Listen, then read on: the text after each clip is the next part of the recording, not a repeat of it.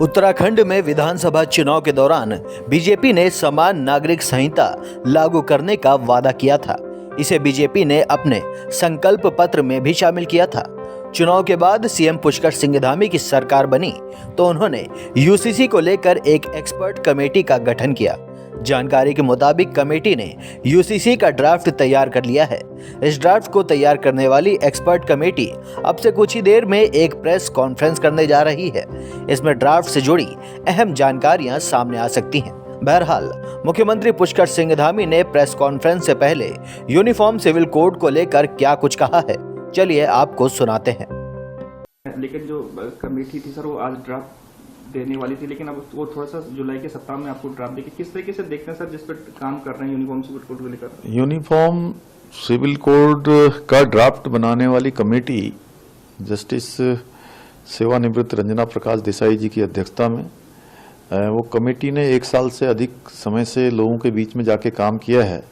2 लाख से भी ज़्यादा लोगों से बात की है और अनेकों स्टेक होल्डरों से भी उसने बात की है। विभिन्न संगठनों के लोग, धार्मिक संगठनों के लोग, सभी से, बुद्धिजीवियों से, सबसे बात की है और बात करने के बाद उनका ड्राफ्ट तैयार हो रहा है। ड्राफ्ट लगभग पूरा होने की ओर है। जैसे ही हमको ड्राफ्ट मिलेगा हम उसका अवलोकन करेंगे। हमारे जो इस विषय के जानकार हैं उन सभी से चर्चा करेंगे, बात करेंगे।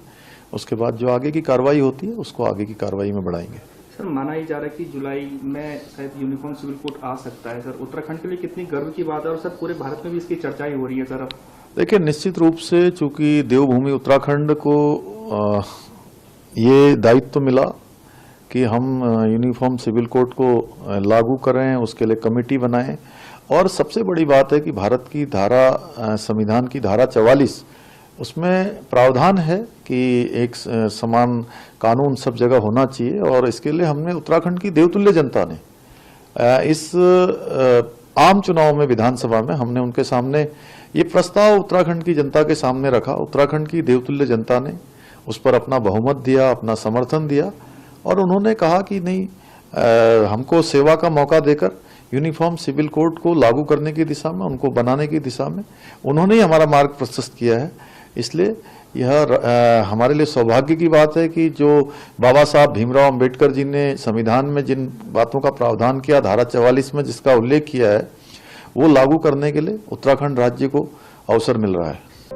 आपको बता दें कि उत्तराखंड उन राज्यों में शामिल है जिसने यूसीसी को लागू करने के पक्ष में सबसे पहले वकालत की थी। लिहाजा अगर यूनिफॉर्म सिविल कोड को लेकर आज कोई बड़ा फैसला आता है तो ये बेशक एक ऐतिहासिक दिन होगा। Bureau report, Dastak times.